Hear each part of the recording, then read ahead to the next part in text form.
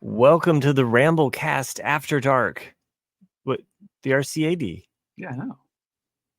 Nick. Do we usually just start you with a song? We just start with the song. We don't unless I don't have a song, then we announce it. But if I do have a song, we just go right into it.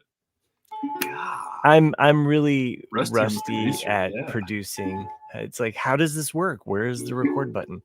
Okay, anyway. Lead us on with a song, and we'll just edit this part out.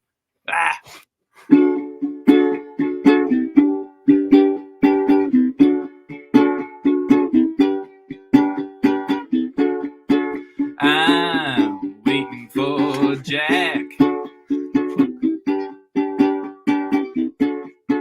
with my friends Matt and Chris. About to podcast, feeling sick. Oh wait, no, sorry.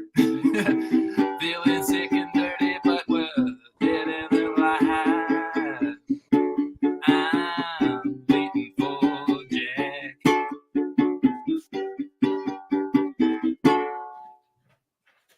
Woo! Nicely done. Well, Nick, that was your best one yet. Thanks, Jack. You know what I liked about it is that it went with the theme of the artwork that I made for this episode. We're recording Sans Jack tonight because we were basically like, who would we rather have on the show, Chris or Jack? Well, to be fair, I made the request because my Boston Bruins are playing in Game 6 of the first round of the playoffs tomorrow night, and quite honestly, I don't fucking want to record tomorrow night because of that. I want to go to a bar and watch the game. So nice. That's my plans. So here we are tonight. Jack was so graciously bowed out for us to record tonight, so we wouldn't miss a week, or I wouldn't miss a week. I bet he'll pop in. Because, dude, he like jumped at the opportunity too. He's like, "Hey, if you guys want to leave, record without me, I won't mind." Like, oh, okay, Jack. Shows how much he cares about the listeners. I mean, think about it though. I mean, he podcasts at least 2 days every week of the year. Yeah. So no I sometimes 3. Yeah. No thanks. And we just free him up for his baseball show on Thursdays. So that's right. There you go. Yeah. So anyway, it's just the 3 of us tonight. Just the 3 of us. I had seriously considered just making this an Owen and Baru's like May the 4th be with you themed episode. There's not a whole lot to fucking talk about though, is there? Yeah, I figured we'd talk a little bit about it because Bad Batch ended today. Oh yeah, I didn't watch that. I know you're not current on Bad Batch, but Nick, did you watch it yet? I did watch it. I watched it during lunch. Yeah. I was really satisfied. So, and I don't want to spoil anyone on it. Nick was less than satisfied. Yeah, I mean, no, I it was adequate. I mean, it wasn't crap, but it wasn't like, I didn't have that feeling. What are you pointing at, Chris? You want me to add the comment? Did he also skip out on? He's having a podcast night off. That sounds like. Oh, good for him. Old man deserves it. Well, I mean, it was things. It was more loose ends, I guess, is what I was more disappointed in than the finale. Actually, how they ended the story. Sure. Because, I mean, there's definitely characters where you're kind of like wondering what happened to them. What happened to this story? They never got back to Cody. They never got back to Ventress. It's like, well, okay, whatever. I would imagine we're getting something more in the animation. I'm sure. There has to be because there's definitely there's more there, I think. We never thought we were going to get more of Clone Wars. No. So, the fact that we had that, which led to the Bad Batch, I don't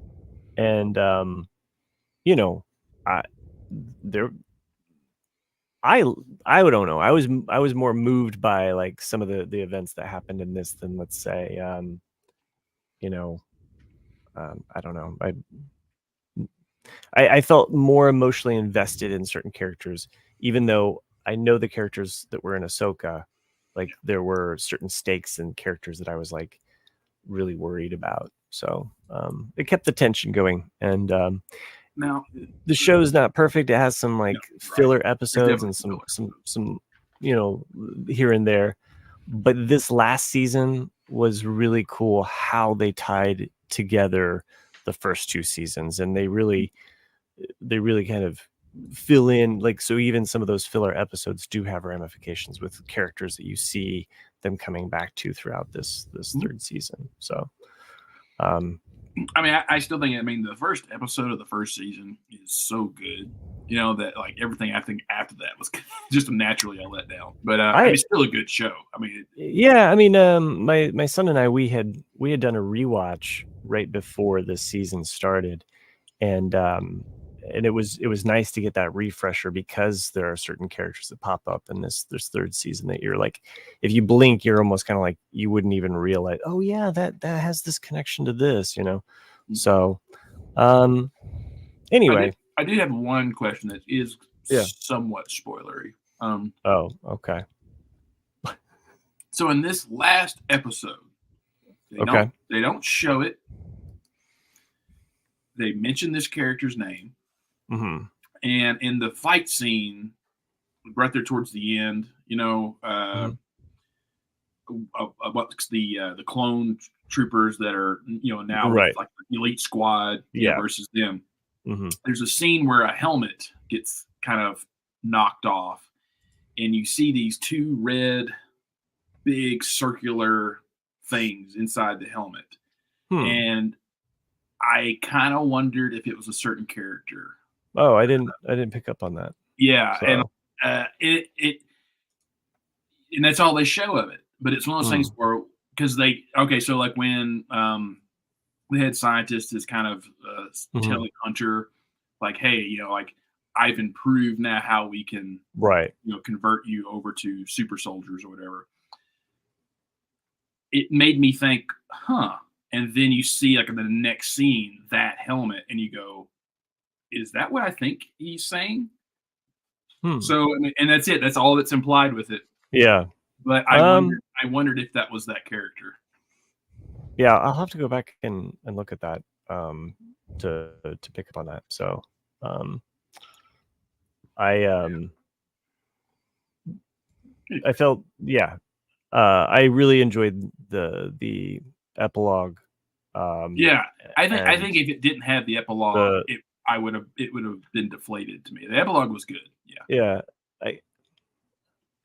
I liked the tension, or the moments kind of leading up towards the end. So and what happened to certain characters. So anyway, I mean, it's it might be a while before we get another series. I don't know. We have Tales of the Empire that's coming out, which I think is just a 2-episode. Oh, really? Or maybe it's 6. It would make sense. 6 again. But. Yeah. But they're focusing on 2 characters, Morgan Elsbeth, who we saw in Ahsoka. Well, that's what they did last. That's what they did with Tales of the Jedi too. So. And then Dooku and Ahsoka. I'm trying to remember who the other character is that it focuses on now, and I'm blanking on who the. Didn't it Oppress and. Luminara. Yeah. Is it? Yeah. That's the other character. I think it's her. Yeah, her. Yeah. But it looks now like it'll have a lot of dark side elements, which I will love. Yeah. When I saw the trailer for that, I was like, "Oh, Nick should really enjoy this." Yeah, anything dark side I tend to love, just because it's such an unexplored territory. And I think that's why I love Ventress so much. Ventress to this day is still my favorite character in all of Star Wars, which is, I know I'm in the minority with a lot of people there, but I just always liked it because, like, she to me represented, a lot of conflict. Like, she was raised Jedi, became evil, not really because she wanted to become evil, because I just had a bitterness of what happened to her master. And then she's just used and thrown away this entire time by Dooku. And then, you see her, redemption arc, and it's like, this is such a great character, Right. And I always, every time I see anybody cosplay as Asajj, I'm just like, yeah. Because you just don't see how many women are out there willing to either shave their head or put on the bald cap and go completely ghost pale. It's awesome. Yeah. Well, then there's the other character with the ponytail. What's her name? She's also got like pretty much a shaved head. Pale. I always forget her name too. I know that most people didn't tune in for us to talk about Star Wars, but we might as well Yeah, for whatever. a hot sec. What did you guys see any of the new Lego sets for the Star Wars Day? Well, I Did already you knew did you most look of them at? that were going to come out. They'd already come Yeah. out. I definitely ordered 300 worth of Legos today because it's always double. It's always double the points. So I'm like, okay, I will. You know, there's. I mean, God, I think my wish list right now on Lego.com is easily $6,000 worth of Legos. What? And, yeah, and it's like, it's just all Star Wars stuff to get the extra points. Really? Okay. If anyone out there is into Legos and you're not a Lego, fan or club member or whatever, never buy them at Walmart or Target unless it's just a super awesome deal. Like always get them on Lego.com or in the store because getting those VIP points, like I said, I think it was like but you can submit your receipts from Target, I believe. Oh, can you? For VIP points now. Yeah. I think cool. I think Target is just one. Target. Just Target. The other thing to watch out for Lego fans is the booklets. So if you've been saving the booklets, there's QR codes, not on all of them, but on a lot of them. There's QR codes, and it doesn't matter. It can be a $7 set. You scan that QR code, and you automatically get 20 points. So it'll prompt you to take a survey. You could just hit skip, and you still get the 20 points. Ew. So, I cashed in a ton that we just had like collected for a long time, and they started offering that, and I was like, okay, this is worth it. I'm just not a big TIE Interceptor kind of guy. I'm not like a TIE fighter. It does look pretty cool though. Well, it looks pretty cool. That's the Corvette of their cars that they're I personally like the TIE Interceptor. Of all the TIEs, it's my favorite probably. But it's pointy. It's pointy, yeah. It's very scary looking. It's fast. It's the equivalent of the. I mean, I guess because it's me coming from playing X-wing and TIE Fighter, and then the TIE Interceptor was the A-wing, and so like as in the equivalent, and so I was like, yeah, I was fast as fuck, boy. Exactly. Yeah. But those collector series ones, even though they're huge, are worth a shit ton. Within a matter of a few years, because I had bought some of them when they first came out, and I remember having the B-wing, and the B-wing was like this big. I mean, so my arm span, pretty like Heather can see, it was huge, and I remember paying like $110 for it. Which was back in 2013, that was a shit ton of money for me. And you can buy that Lego now is insane because it's over 10 years old. Like to get it, to get sure, that old B-wing. But then there's other ones are like the Millennium Falcon, the big one, like that won't be worth anything because it's been in production for 5 years now. But then those ones that they put out for like 1 year and then they take them away, like there was an A-wing that was like that, I remember, and that's gone. So, I have the A-wing. I've tried to buy them if I can. I don't want because I didn't buy Slave One because I remember seeing it through the window going. You mean Boba Fett's Starship? Ship? Yeah, Starship. But I didn't buy that because I remember seeing how big it was, and I already owned like 2 or 3 of the smaller ones. I was like, I'm good. This shows you the level of ineptitude and just like head in the sand, like not figuring out the solution. But to rename it Boba Fett's Starship when everybody knows that it's a fucking fire spray. So you want to get technical and you don't want to use the word slave. Okay, so but it's a disservice and a big dick slap in the face to all the fans that are like, no, it's a fucking fire spray. Like we've played games with it. It's been called this. We know the model. Just use the fucking model number. Like teach the next generation. But no, it's all about, what is the fire spray? I don't know. Anyway, figure it out, kid. It's the Boba Fett ship. Okay, yeah, Jackson Glatfelter. I know we're talking heavy on the Star Wars, but come back and visit us. We'll be here. I know there's a Survivor podcast, but we're the true survivors, really. It's kind of like just going back to collectibles and things that will be worse. Even though I take mine out of the boxes, I don't all of them, but a lot of them. Yeah, those scenes, I guarantee the scenes that they're putting out, like this one is the episode 1 pod race. Yeah. Then you've got Emperor's Throne Room, you've got the speeder bike chase from Return of the Jedi. You've got The trash compactor. I compactor, think yeah. they've retired that one. Yeah. Maybe. What else? So- You got the trench run. Yoda's. Yoda's look, Yoda's hut. on Mhm. Dagobah, like those things, because they're kind of a series. You know, Yeah. it seems like Chris getting the helmets. You know, like anything that's a series that they only put out for like a short time and then they keep Right. building it. Those are the ones that tend to be worth the most because people Mm. want the whole series.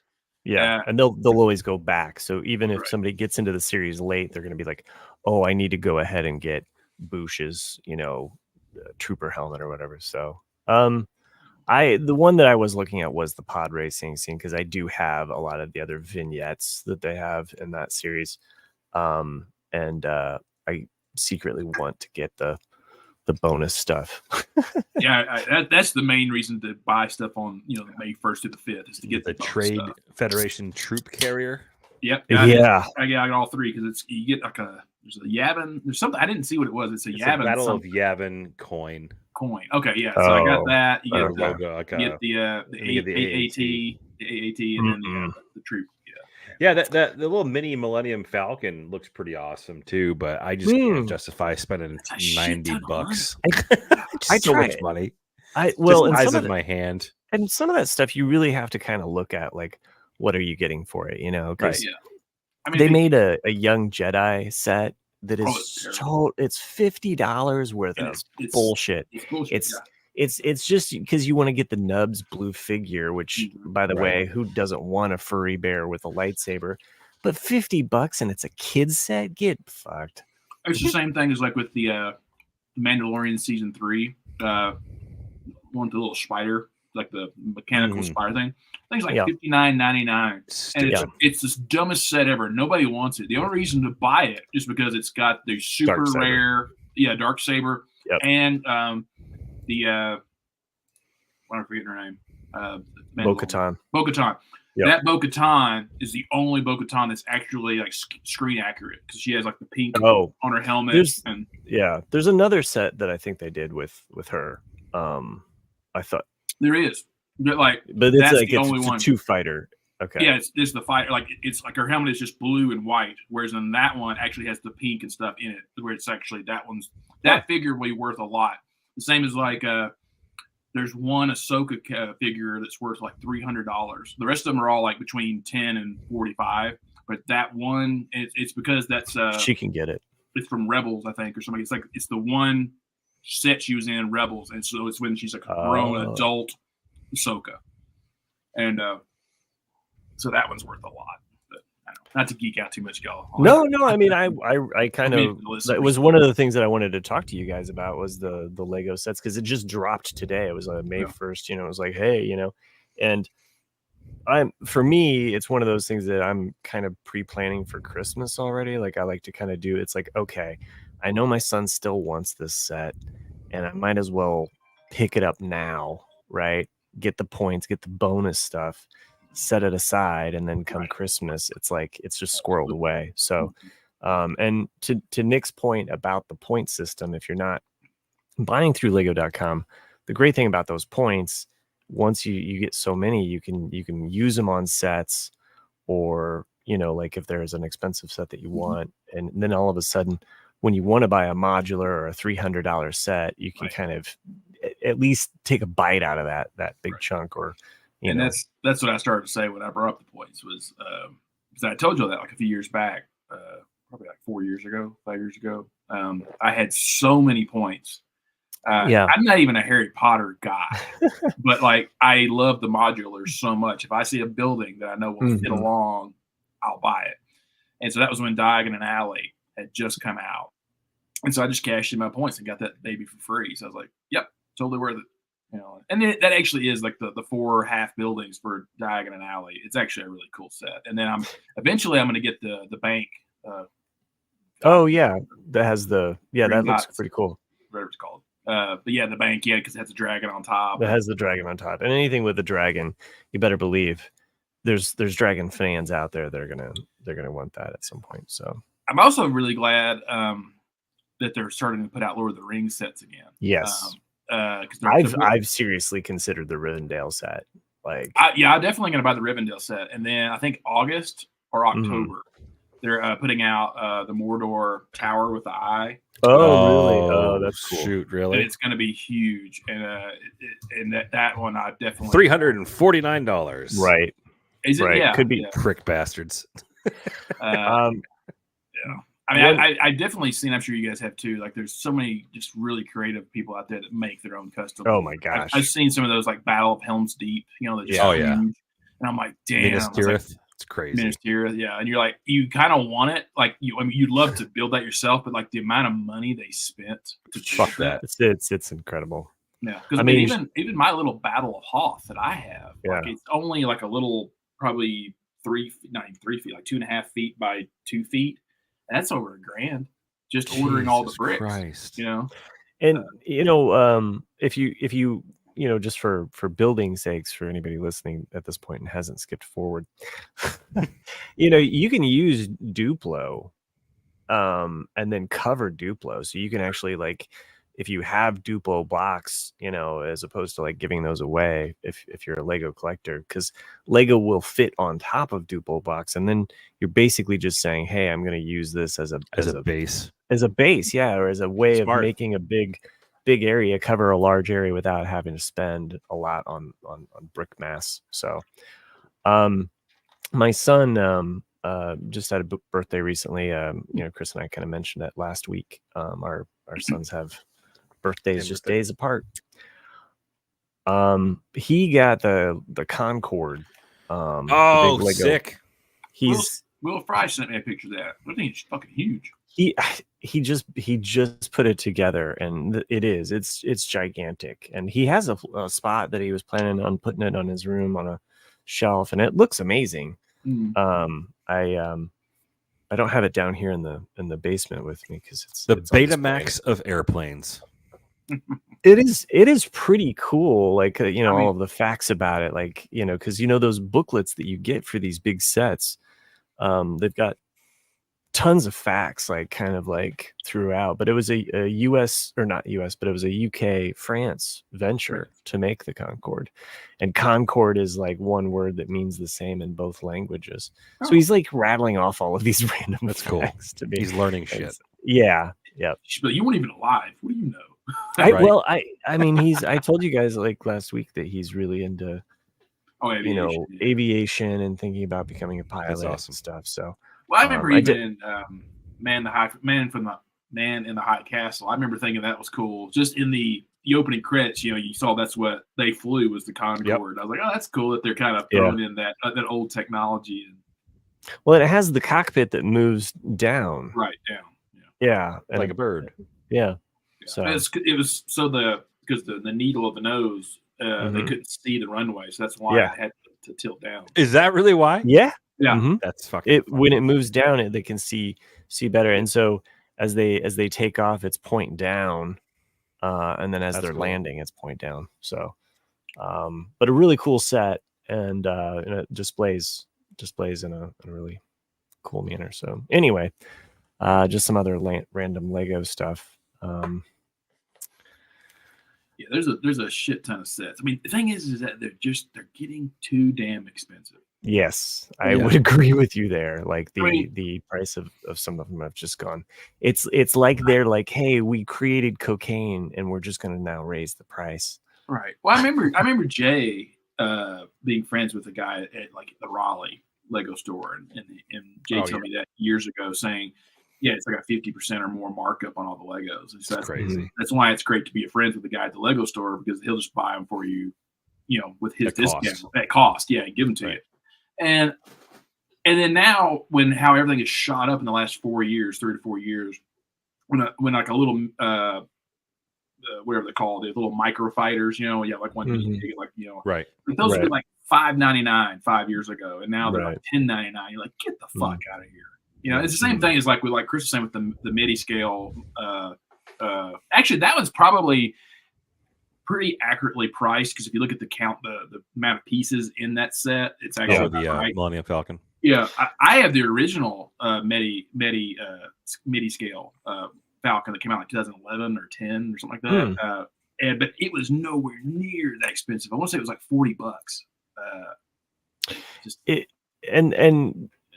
that's a really great point that you make, and that's one of the ways that I always identify, like if a set is like way overpriced for like the minifigs, is just looking at that Lego piece count per price, and thinking, okay, like I'm getting so much more for. There's an Instagram one that I follow.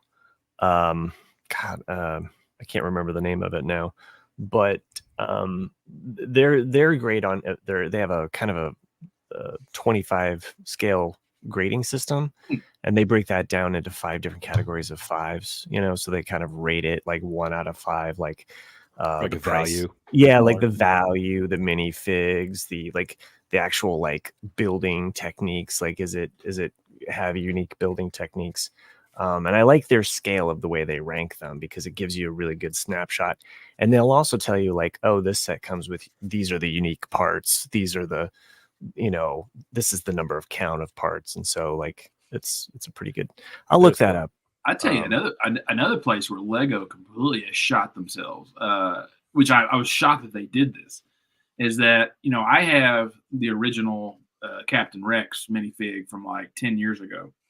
Or 11 years ago, and that thing's, I think he's worth like $250 right now, or at least he was.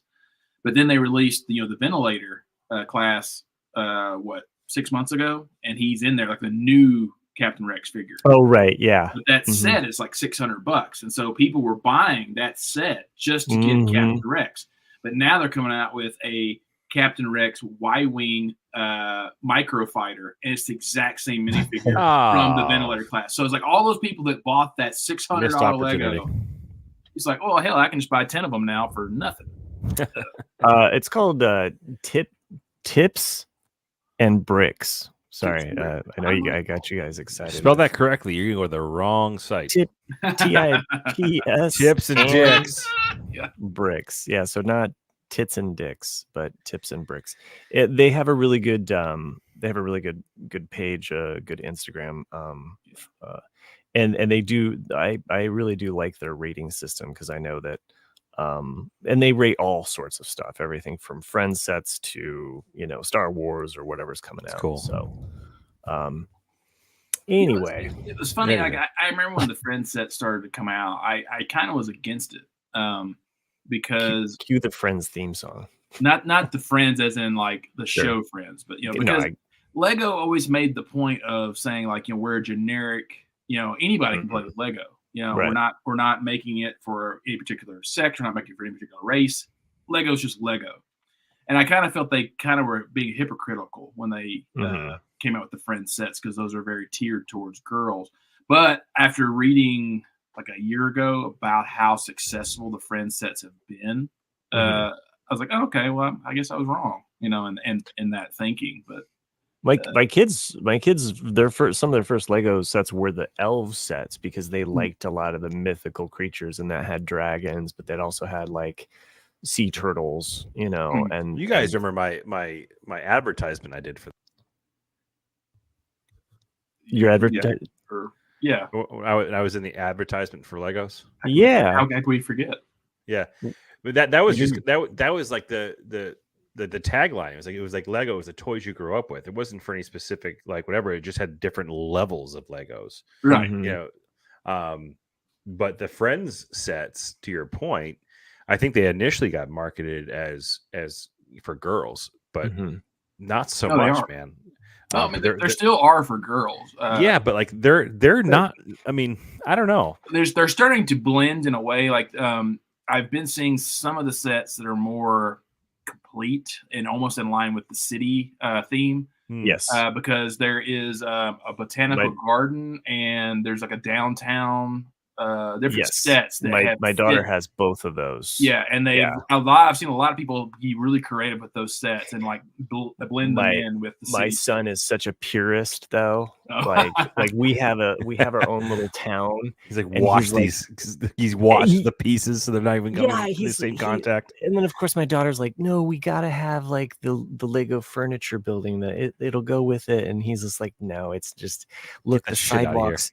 Yeah, he's like, the sidewalks don't match. Like, yeah, I he's mean, just very much I like, get it, man. That's a valid point though with the sidewalks, because like I am that way, because like when the old city base plates, the Mhm. road plates, that was what I had for the longest time, Right. and now they have the new road base plates, but they're which thicker. is just a So- little bit higher, and so there's no way now- to make up that height. Right. So you Mhm. basically what you have to do now is you get these they're little 8x8 squares, or you can build a Mills design, which is what they Right. call them. And so then you raise your buildings up, and then you raise the roads up, and it makes it. But still, you're spending a shit ton of money Yep. just to have Yep. it accurate. And You know, it's- somebody in a boardroom was like, if we just make this an Yeah, eighth of an right. inch smaller, we'll make $1.2 million. Brilliant. Yes. So smart. To your point, Nick, the one of the friend sets that I picked up just to salvage was I think it's called Andrea's Theater, Hmm. and it has the working mechanism for theater curtains, and it comes with Oh, a red cloth. Cool. That's And this was back in December when Been putting you on know puppet shows, have you, Matt? fuck you. No puppet shows. Yeah, with Sounds the so curtain- with perverted the curtain way you say. back. Have you put on puppet shows? No, No, I just was saying. I, Or fake I was Lego performances. I was starting to build the Muppet Theater, yeah. and that's why I wanted the Ah. curtain was for that. I thought you were Not gonna have from- like the Rockettes or something. No, yeah, they're all friends. Yeah, The no, Legates. Did they come I out with started did working they on come out the. with a theater? They have not. They have Oh, not okay. come out with a theater. They have the only thing they came out with were the actual Just the Muppet figures. characters. Yeah. And I wish that they'd do a phase 2 so that we could get the rest of the Electric Mayhem. Yeah, for We sure. need that. I definitely buy the Um, Electric Mayhem. And go ahead and give us some Kermit and Piggy in some different outfits. Mhm. And there's a handful of other like Muppets that you could throw in there. I mean, seriously, like, come on. Like the Muppets are like the redheaded stepchild of the Disney properties. Like I they've forget collected. they're part of Disney. I know, Yeah, because they that's don't funny. do shit with them, and they just kind of let them flounder on their own. Like they're just like, well, we've got this. Well, I dead think they're puppet in kind of the corner." out though. I mean, when was the last time they made a Muppet like property So with like what's I his think name? I think the best that they've done since is probably the Muppets show that had an office style setting, like a sitcom. If you go back to it, it holds up. It's got some really funny jokes. Even one of it's like Kermit. He's in the backyard singing on his banjo, about rainbows, and his neighbors just like, learn a new song. And Fozzie ends up dating a female, like a human, and there's a really funny like thing with their relationship, and it's quirky. It's probably about 16 episodes or 18 episodes. Definitely bingeable. I recommend it if you like the Muppets but wanted something a little bit more. I like the adult edginess that show took, and it's something that's been lacking since. I'm sure you guys have seen it on Instagram, because I know you're on Instagram. The Kermit that does like the Yeah, the chat roulette Kermit. chat roulette Kermit. Yeah, So good. Oh. Beagle, whatever it is. it's so funny. He Like, just I- pulls up I- a cucumber cucumber. Yeah, every time. It's so. My favorite one's the or a very zucchini or first something. call, and it's like this girl that's just kind of like, "Oh, hey Kermit," and she's like, Oh, hey, how are "Hey, you? babe." Hey, and she's like, How are you, "Yeah, babe?" I'm just glad. I just want to talk to somebody for once. Oh, okay, like he's like actually like he's Oh, normal. can I show you something? Let me show Yeah, you and then something. also just and it's like and he's like Kermit. No, It's So good. Anyway, Well, hey, so I finally finished For All Mankind. Oh, okay. you know what we should do? And before that, though, Let's talk about commercials. let's do it. All right, commercials. So you finished it, and I did. I finished for All Mankind. I'm still behind you, but go ahead and talk about it. I think the season sucked. Yeah, Okay. It's been hard for me to get into it. I fell It's been asleep almost really- during almost every episode. right. And I had to not go like back in a- and rewatch. Not That's- like in a Jack falling asleep to Shogun kind of way, but in a legit. Yeah. That's why I told you. I was like, if you're expecting season 3 and season 4, you're not going to get it. It's. No. I mean, they tried right there at the end to kind of give it some drama, but Yeah, the last episode and a half, 2 episodes are probably the most stressful, if you will, episodes of the entire season. And it really wasn't that great. I was not really super impressed with it. And I think they just got to let it go now at this point, don't you think? Is it no, over? I think it's going to be one of those things where they needed a transition, and I think this is a transition. Season. Okay. I mean, I'm going to give because he said at Comic-Con, the last one I went to was 2 years ago, or almost 2 years ago. That he planned on doing, I think, 7 seasons or 8. Oh, seasons. really? And Wow. so I think it's we're at that point where the original cast Gotta go. has Mhm. got to go, Yeah. and so you've got to somehow get people invested in these new characters, and I Mhm. think that's what this season was. Yeah. It was kind of like, okay, we've got 2, 3 original cast members still on the show, Aleda, she's gonna be the lead. right? Mhm.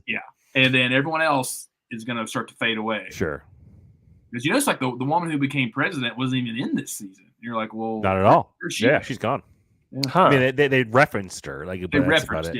yeah. But yeah, so I mean, Daniel Stern, I don't think that's a good casting, to be honest with you. I was just I just got annoyed with him every time he was on the screen. I was like, this kind of sucks. It's I feel like I'm watching City Slickers. But what blows my mind is how good that damn makeup department is. Because Mhm. Oh my god, yeah. Margot Margot she's younger than we are, and she looks it's like, oh my god, Yeah. how do they make her look like a 70-year-old woman when she's Hmm. 38 or 37, and you're like, damn. there's even a couple of I noticed this. It struck me because when it happened, there's a couple super close ups, inches from her face, type of camera angle. You're like, man, she looks old as fuck, and that looks completely real. But yeah, and what's his name? Ed. Yeah. Mm. Same. I think Ed's Ed- 39. Ed- or something like that. Ed's younger than us, right? Yeah. So he's on what was he famous for? Carbon, whatever the fuck it was. Altered Carbon. Altered Carbon. Not great. Mm. But yeah, he looks old as shit in this movie. But Daniel Stern actually is old. Actually, no makeup required. Yeah. So he doesn't spend too much time in the makeup trailer. But yeah, man, I don't know. I remember. I think you're right. I think it's if the shows keeps going on, this is gonna be a transitional season into the new class, if you will. But So now I'm like, okay, do I even binge the rest? yeah, of you it may at as this well. point? No, you have to. It's only finish 10 it. episodes, dude. It's It's not not- that. yeah, It's not a right. bad You show. can get through it. I Like think said, I think I just was at episode 4, and I had, me, it's like I got to get some work done, and I got to have a show on. Well, all of the good TV right now has some form of translation. It's like I want to watch Franklin. Well, Oh, yeah. speaking in That's fucking French. that's what I started to you watch. have is to- it's Franklin like today. Frank- all man, Franklin's all man. Okay, they're speaking in fucking Russian. Okay, Shogun. Okay, they're speaking in fucking Japanese. It's like great. This is great. All of this culture is awesome, but I need some, which was great with Fallout because I could work Right. to Fallout. Yeah, there you go. Fallout was just an excellent show. I So, think Fallout is if we're talking about the season of shows, if this probably the MVP of this season of shows, say this kind of run. Shogun, Shogun is number one. you're Oh, not. Oh, gonna you think be Shogun's getting- number one? Okay, Yeah. Shogun's I haven't number seen one. Shogun Yeah. yet. Yeah, Shogun's number 1, followed by Fallout, followed by Three Body Problem, probably. Fallout has definitely more humor and a lighthearted, kind of just romp, whereas and I do enjoy how Fallout kind of surprised me, honestly, but Yeah. Shogun just won me over heart and soul. I love the story. And I really recommend too, listening to the podcast. I know Matt Treese has also chimed in about that in the chat. But the podcast, which you can also listen on Hulu, has some really great facts and information, and one of the writers hosts it, and it's a very informative if you enjoy the show. So yeah, I've been kind of in one of those binge places where like you're like looking for something, but then you're like, I'm not in the mood for this. My brother he recommended this show on Prime called Vox Machina. Okay. Yeah, have you heard of that? Never heard of it. No. It's kind of like it is an animated kind of role playing, but it's not role playing. I mean, although it's created by role playing games, or it's based off of a role playing game, but they're the characters. So they're characters in that D&D kind of realm, right? Animated and adult. So and the cussing, violence, and then some nudity every now and then. So so definitely not one that you watch with the kids. You gotta throw in a boob or a tit every now and then. Right. No, for sure. I mean, you see that pretty much in the first episode out of the gate.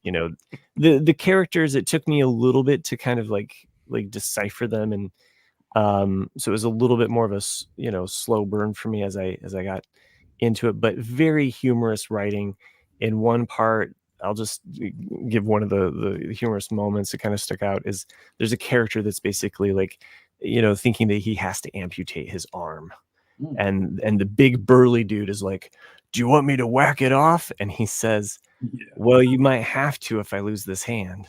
And it's just that level of that kind of whack it off. Okay. Yeah. And so it's like that level of humor. I appreciate that level of humor. So if you're looking for an animated kind of, in that fantasy kind of realm, it's got adult humor. It's been enjoyable. I'm on to season 2. There's only 2 seasons, I think 9 episodes each. Maybe there's more. I can't remember. Sorry.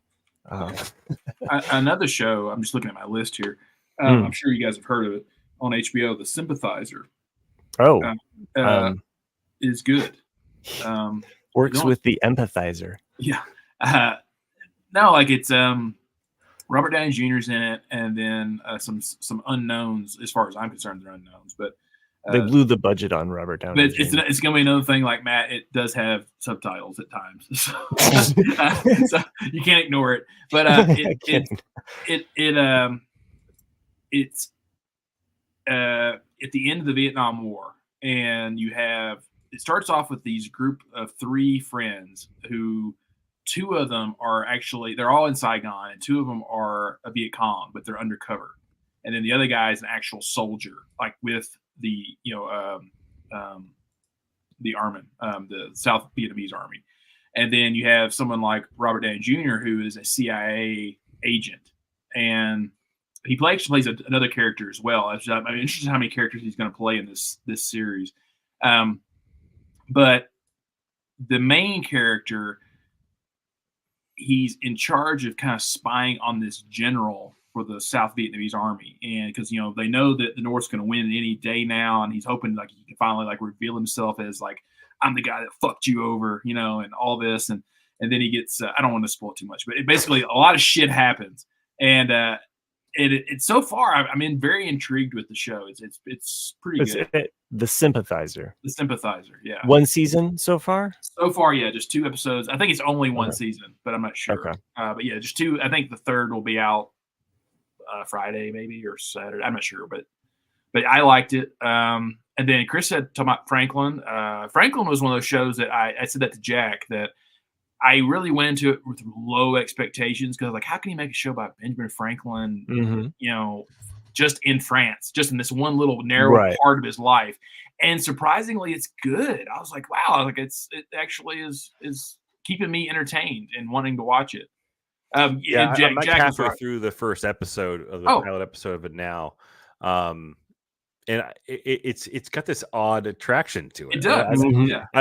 I can't put a finger on it, right? I love the relationship between him and his grandson, Temple. Temple. Yeah. I think that kind of dynamic is unique in a show. Yeah. Yeah. And it But also didn't he allows adopt him in real life? Isn't that like a thing? I mean, it the show is actually pretty. I think it's pretty historically accurate. The show. It has to It's be, his, I'm it's, assuming. I'm not sure if he adopted him or not, but that is his real grandson, and he was kind of like Benjamin Franklin's like biographer. Like that's really what he was more famous for. And after Benjamin Franklin passed on, that's really what Temple was more famous for, was writing about the history of the time. You know? Well, he definitely is the character that kind of you're following into. It's just like Right. Franklin's so large that you need him as this entry character. I think it's, I realize it's based on history, but as far as a story is concerned, or compelling, it's something that drew me in, and I was, as Nick put it, kind of surprised by it, because It's kind of cool to watch. I mean, I've only seen a little bit, maybe almost a full episode, but it's really cool to watch. Ben Franklin like coaching him on how to be a negotiator, and he was like, "This is one of the lies you hold on to." It's like, that's actually really funny. Like, you're right. The back and forth between the two of him being like a protege almost of Ben Franklin, which is kind of cool. Meanwhile, he's just trying to get laid by some French women. Right. He's a typical 19-year-old. Yeah. It's an interesting dynamic story, and like I think I don't know. No one's ever tried to recreate Ben Franklin's life. You know what I mean? Like on screen, other than maybe he's like another side character. He's always exactly he's the side character to your John Adams or all those other period pieces for that the 1770s, wherever it is. But yeah, so I mean, I'm about finished with the first episode, and I think I'm in it.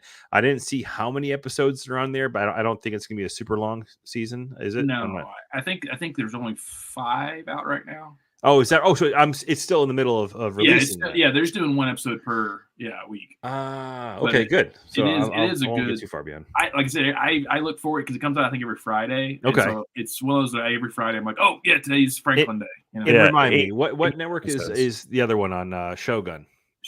Hulu. It's on Hulu. Okay, that's why I don't. Or Disney. Or Disney Plus. Either one. Yeah. Oh, okay. Well, yeah, and Shogun is very spacious in a certain way, and it has some dark kind of scenes where it's just like, ooh, it's rainy and it's dark, and I have to read, and so I think that it is something, if you're tired, tough to watch during and so Chris, like I said this a few weeks back with Shogun, like Shogun is a book, and so to me, the first 3 episodes, I wouldn't say that they're a chore to watch. They're not. But it's work. It's work. Yeah. It's like the first 3 to me are a fish out of water story. It's like you have this European guy in a foreign land. And so you're kind of, you're watching it as you would a book, as in like you're introduced into this world. And then the more you progress, the better it gets. Cool. So it's you're going to like it. It's a good series. It definitely builds on itself. And I just think there's a consistency in it, and it delivers. So it makes me want to listen to the audiobook, honestly. Cool. It's a thick-ass book. I was thinking about this, and I wonder how typical this is, or if it's just us because what we do and listen to and watch and do our shows and shit. But like, I feel like I always have something in the queue of what I'm going to watch. Like, I can't think of a time in a long fucking time where I wasn't like involved in a relationship with a TV show. Huh. Yeah, it's true. And just like lived without it. But then there's some that I've definitely had in my queue for a long time. Sure. And I just like, it's like, okay, like for example, like season 2, second half of Invincible has been a chore for me. And it's just because I haven't even watched it yet. Right. So there's nothing wrong with it. It's just one of those things where like I'm not in the mood to watch Invincible. Yeah, I hear you. Yeah. And so it's just like I'll get to it. I haven't watched the new season of Ragnarok, and mostly because the graphic is just a fucking big, huge white penis sticking out of the ocean. and I'm thought just you like, finished it. "Ugh, Oh, no, I haven't you're watched it gonna yet. be disappointed. Yeah, so you know what? I'm just not gonna watch it, like because I really fucking enjoyed that show. Yeah. I started to not enjoy that show towards the end, and I have a feeling this is just taking a fucking the wrong turn. It's not bad. Like I think I can't remember because it's been so long since the last season came out. It's good. It's not been for- that long. I mean, it I was. know, this past I know, year. but it's past fall sometime. But Yeah. you know, in TV terms, it's how much stuff has come out since then that you're like, oh my Right. god, that's so That's fair. good. That's so Yeah, good. yeah. And Ragnarok was the first. I think I want to say like the first half of the last season was good, and then it just kind of ended, kind of like okay. So like, I feel like season 2, I think There's only the three. I last one. think. Yeah. Yeah, so season 2 just started to feel a little too much like Twilight for me. Right. I mean, You know what I mean? it always skirted that fine line between, is this kid teenage drama bullshit? Like, that's what it is. It's Right. kid teenage drama bullshit combined with Norse mythology. Yeah, it went a little too far off center for me, right? So like when they're literally like having these house parties with this ancient family that is like, I'm like, this is fucking Twilight. Right. This all this is. It's Twilight, but substitute vampires for fucking Vikings. Like that's all it was. And I was just like, I'm so done with this like cliche. Like, I'm gonna fucking stab you with my sword bullshit. And like that's it. And then the season ends with the fucking dude turning himself into a big huge dick, like like this, or the snake head. The if you snake, will. yeah. But like it looked awful. It looked like a big ass fucking penis, and that's like the placard for the new season is just the big dick hanging out the water. I'm like, okay, Yeah. all right, Twilight of the Dicks. Now there's your episode title. And then I know I mentioned this last week as well. And He actually just walked away. Mic drop. Twilight of the Dicks. There you go. I'm done. Yeah. Twilight of the Dicks. I had mentioned this, and Matt, I know, listened and is considering it, but on Showtime or Paramount Plus, A Gentleman in Moscow with Ewan McGregor yeah. is so good. Yeah, I remember you mentioning that, and I was just like, oh, there's probably going to be fucking Russian. No, actually, that's why I kind of popped back in my brain, is because this is the one show that you don't have to. Oh, okay. It is all in English. I do watch TV. It's just I tend to try to get shit done. I'm a multitasker. So and I have a lot of computer like files to go through. I've been reorganizing, like kind of going, like as you do, but I have like 4,000 photos in a file that I recently took. Like this was back at the beginning of the year, like January, February. I was working on documenting all my work, as much work as possible, not only my work, but artwork that I've collected from other people. And I've got a shit ton. So I had like 4,000 files. And there's that moment where you think, oh, fuck, where is it? Did I delete this? Did I overwrite this? Where are all of these files? Because I'm only seeing 150, and I know there's more than 150. Sorry, if anyone's ever done that before, I'm sure you've had that freak out panic moment of like, where the fuck are these files?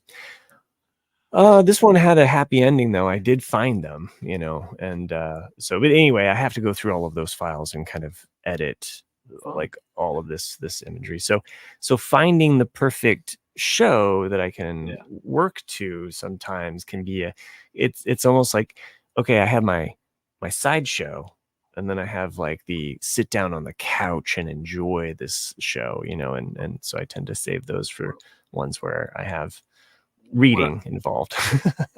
What I like about The Gentleman from Moscow is The Gentleman. No, it's Ewan McGregor's character comes from he's an aristocrat before the Soviet Revolution, and in the beginning of the very first episode, he's in this hotel because during World War I, his house got burned down, I guess during the revolution or something. And he's brought before a court and basically is sentenced to life imprisonment in the hotel that he's staying at. And he can never leave the grounds, ever. Wow. He has to stay in the hotel. And what's great about it, though, is every episode skips forward, like anywhere from 4 to 6 or 8 years. Mm. And you're seeing everything kind of through his eyes because he is growing up as a gentleman, like understanding culture, understanding wines, understanding etiquette and how to eat, understanding how to address people. And you're seeing, like in the first few episodes, this hopeful dream of communism of like, no, we're all equal now. You can't talk to me that way, you know, and all these things like that. And they're really humbling him in a way. But then as you get more into the Great Depression and you get into World War II, you start to see that dream kind of change because now these people are really suffering. And he has always held on to his principles. And it's even though he's humbled and he's grown up and he's seen things, it's just an interesting take. And so far, I've really enjoyed it. Yeah, no, I'll definitely check that out because if I can watch it on my Paramount, I'll check it out there. So The other thing I was going to recommend to you, it's only 2 parts, and I'm not sure, it came out like a year or 2 ago, maybe a year ago. It popped up, and I was like, oh, I definitely want to watch this. It's Paul Simon's I've got it written down. In Restless Dreams, and it's a documentary about the history of Paul Simon. And each is like an hour or an hour and a half a piece. And so the first one, it goes back and forth into his current album that he just released. And then, but it starts from the beginning in the first half all the way up till Simon and Garfunkel's breakup. And then the second half is basically 1970 all the way through 1990. And it just kind of goes through his music and his life. And it kind of bothered me that they ended right at Rhythm of the Saints. I was like, what the fuck? Like, there's still like another 30 years, like, right. Right. But, and he did Rhythm of the Saints and that was it. But I didn't know that. Like, 'cause I saw him in his last tour in 2018, and he basically went deaf in his left ear, and he's now starting to have. He's just getting old, and, and he kind of addresses these things in the documentary. You're like, damn, Do they talk about the Carrie Fisher as well? Briefly. Oh, okay. They talk about it's more set up in. How One Trick Pony, Hearts and Bones, and Carrie Fisher was like a low point in his career, and that he had 2 flops, and then he married Carrie Fisher, and then 6 months later they get a divorce, and it's like, what the hell, and then it's interesting also to hear about like fucking crazy ass 6 months. Yeah, well, I mean, Carrie Fisher, she said that they were in a long. I mean, they may have been married for 6 months, but they were basically in a relationship for a long time. Long time. So. But that she talks about because they use a lot of historical footage in it, of course. And Gary says that at one point. She goes, I think that I'm a great girlfriend and I'm a horrible wife. And it's one of those things where you can tell that like it was neither one of their fault. It's just they're just 2 totally different kinds of people. And that she likes the limelight. She could handle stardom. She could handle people running up to her. Paul Simon is more introspective and does not like that. Even though he's extremely famous, he does not. He wants his privacy. He wants to, just kind of be an enigma, because that's really what a songwriter is. You're trying to tell a story, and if you can't come up with a story, then it's it's hard. Right. But yeah, I enjoyed it, especially the first part, because just the Simon & Garfunkel stuff. And that was also, I always wanted to hear more about Hearts and Bones anyway, which is everyone out there. It's the 1983 album. I like the song Hearts and Bones. Yeah, it's good. But like it talks about like how, because you really do get a nice kind of 2-sided why Simon & Garfunkel broke up in 1970 and why they broke up again in 83. In that Garfunkel tried to stab him. Well, no, the Hearts and Bones one was interesting because it was like it's kind of like a replay of the 70 breakup, and that he said that Paul was like, I was at a low, and they asked me to do the Central Park concert in '81, and I thought, well, I'd like to see if Artie would like to do a few songs with me, but then it just kind of snowballed into like, well, fuck it, let's just make it all a Simon & Garfunkel concert. And then after that, it kind of got pressured into making another Simon & Garfunkel record. And it goes, but in the old days, it used to be, I would write the songs, we would go into the studio, and Art and I would kind of go back and forth about like, how do we want to do this harmony? And we'd work it out. We'd work the arrangement out. He goes, and all of a sudden I write these songs And Artie goes, give me the songs. I'm going to go hiking in Switzerland for like 2-3 months, and I'm just going to write the harmonies. And then I'll send you the tapes of me doing the harmonies, and that's what the album will be. And Artie was like, what the fuck? Like, and he goes, so it was one of those things where like I got him back, and then Art's like, yeah, and all of a sudden I get a call going, yeah, I wiped all your harmonies off of them. It's just going to be a Paul Simon record. Fuck you. Oh, by the way, I'm getting married. Do you want to come? And it's like, what the fuck? Yeah. But like I said, it's an interesting 2-part documentary. For anyone who likes Paul Simon. This brings up, I was just driving around today and I was playing I don't know if you guys do you guys have Apple Music? Yeah. Okay. You ever like listen to your station, right? Yes. Like, I love listening to my station. I mean, I selfishly I do. Same, right? Yeah. I think it's flawless. But loved it. Perfection. Mother and Child Reunion came on today. Oh, yeah. And I hadn't heard that song. I haven't listened to that song for fucking ever. And holy shit, man. Like, it hit me right in the goddamn feels when I was driving. I was driving by myself. And I got a little emotional, right? I was like, Jesus Christ, man. Like, I don't think I ever listened to that song, through the lens of A, being a parent, or B, losing my dad. You know what I mean? Yeah. Like, and I heard it for the first time with those ears on, and I was like, Jesus fuck, man. This song is something else. Like, and there's something about Paul Simon music. Yeah. Like, that just pulls on you, man. Like, I can't explain it. Like, I often get most emotional listening to Paul Simon or Simon and Garfunkel. Yeah, like, I mean, it's incredible. He's a sad kind of guy. Yeah, and a lot of his songs are kind of sad. But I mean, they actually talk about that specific song off of that record. I love Paul Simon's first record. I think his second one's a little bit better, but I love the Paul Simon record. Chris, I texted you a song. I could have texted it to the group, but then Jack would have been like, "Why this fucking song?" But I can't pull it up because it's right up here. That's okay. You can listen to it later. But Father and Daughter, that one also right in that same vein of like just heart, in your chest, kind of like. But I love that song, and if you have heard it or Billy Joel has that power too. Yeah, he does. You know what I mean? Yeah. Like, he has that superpower. Well, they toured together. Yeah. There was that tour. Storytellers, wasn't it? Yeah, Paul Simon and Billy Joel. They toured, right? I don't think so. I know Paul and Bob Dylan toured together. No, I'm pretty sure Paul Simon and Billy Joel. Huh. Yeah, it was. I think it was in the 90s. So, but I could be wrong. I'm gonna look it up. With Mother and Child Reunion, Chris, in that documentary, because he hadn't really done a lot of world music to that point. He did the one off of Bridge Over Troubled Water, the Peruvian song. I'd rather be a sparrow than, that's that one. Right. But like other than that, he hadn't done much. But he always had loved ska music. And kind of a rare.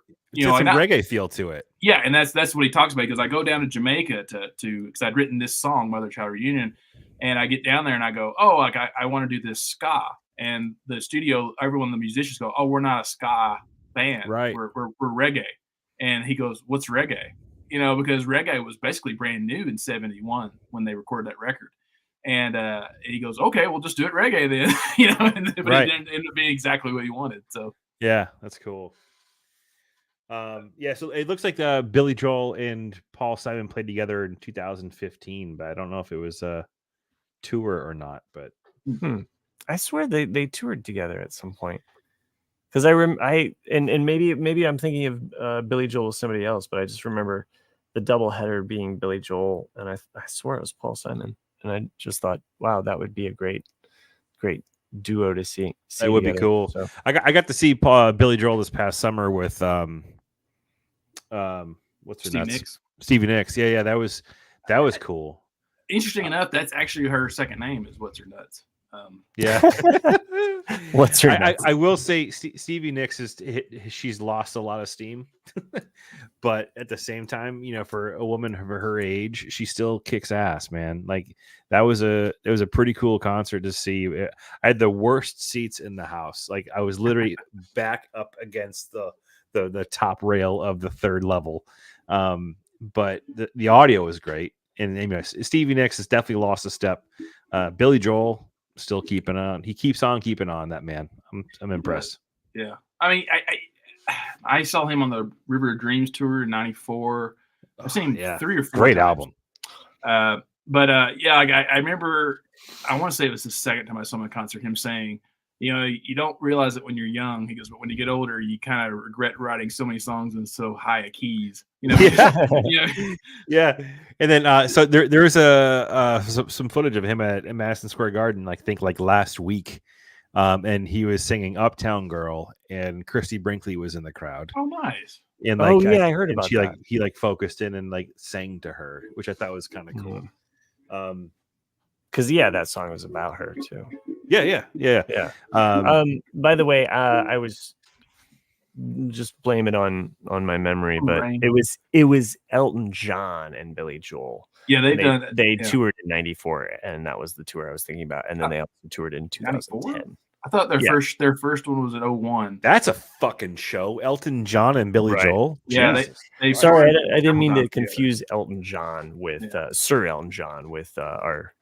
They're two really different artists and two very different vibes. You know. One's a Rocket Man, and the other's a. Well, piano. no, it's because like Elton. I don't know. Like I've seen both of them several times, and they're both put on. They're one of the few artists at their age that give you 150% of your money worth. You know, Bruce fucking Springsteen. Exactly, Bruce Springsteen as well. But like, there's so many guys now, and I get it. You know, they're in their 70s, they're in their 80s, and they do like 14 songs. They charge you like $200, and you're like, fuck you. You know. But like Elton and Billy will play like 25, 30 songs. Though you'll be there 3 hours, you'll be screaming your head off, as in just like yelling the songs out. You know, everyone's out there having a good time. It's always a good show. Bruce Springsteen's got a bunch of makeup shows that he's got to do because he was sick for part of his tour. Do you think he'll wear the makeup? I don't know. Maybe. Maybe Gene Simmons will come out and do a duet with him. I saw Bruce Springsteen probably back in 2016, maybe around that. I don't know, 2016, 2017. I can't remember when it was. Maybe it was even later than that. But I bought tickets like the day before. There were like leftover seats up in the third level. I paid $25 a ticket. Oh. Yeah, that's not bad actually. No, like they didn't sell out the place, so they had to like they were trying to like, and it ended up being a sellout because they just threw all these tickets up in the third level out for $25, and I was like, "Fuck yeah, I'm going." Yeah, I live 15 minutes away, so like I'd be stupid not to. Imagine if they did that all the time, right? It's getting, and I remember going there, dude, and like it was an incredible concert. Like I've never seen someone with such energy just start playing music and did not stop until like literally 4.5 hours later. He put on a 4.5 hour show. That's nuts. And like the next day it was in the papers that Robert Kraft had to pay fines to the city of Foxborough because they went past curfew. He had paid some like exorbitant amount of money, and he was just like, "Fuck it, it's the boss. He's playing until when he wants to stop." I think it ended up getting out at like 12:30. It was amazing. Wow. It was an absolutely incredible concert. I mean, talk about value for the dollar. It was unbelievable. You got your Lego bricks that day. Did you ever see that movie? It came out a couple years ago about he's a British kid. He's an Indian, but he's a British citizen. Getting picked on in the 80s. He's a high schooler in the 80s. And it's a true story. And like he just felt awkward. And he felt not part of British society. And the only thing he clicked with was Bruce Springsteen's music.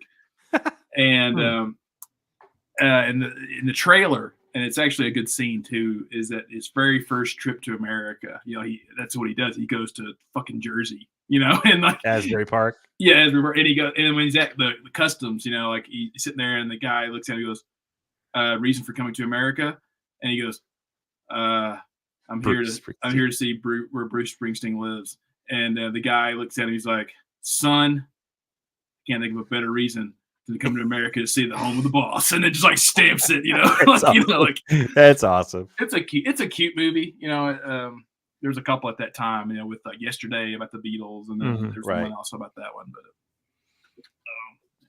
yeah, man, that was one of, I mean, talk about like the value concerts, like that was an incredible value.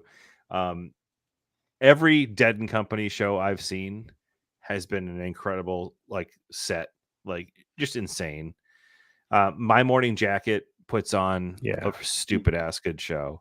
Like, and then I've also seen shows that just have no thought process whatsoever put into like what the set list looks like. It's just cookie cutter bullshit. Right.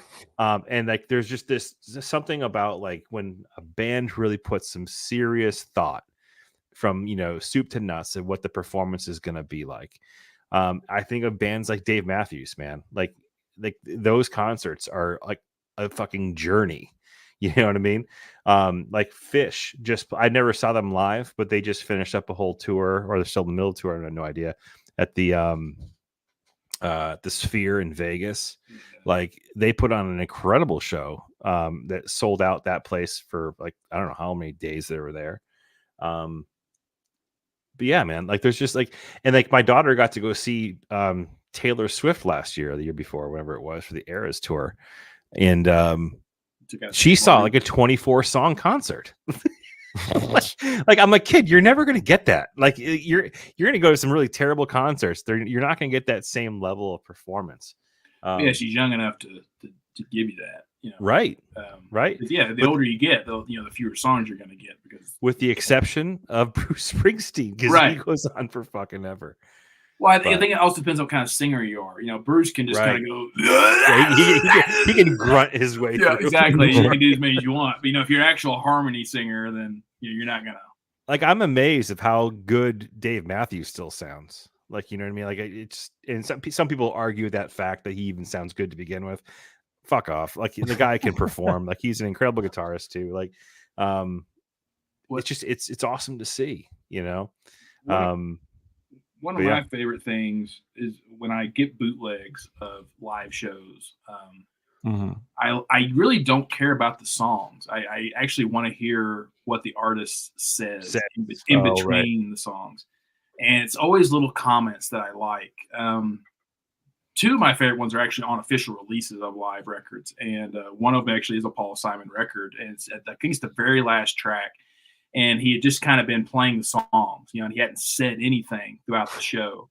And someone yells out from the crowd, "Say a few words." And he goes, "Oh, okay, say a few words. Well, let's just hope we continue to live."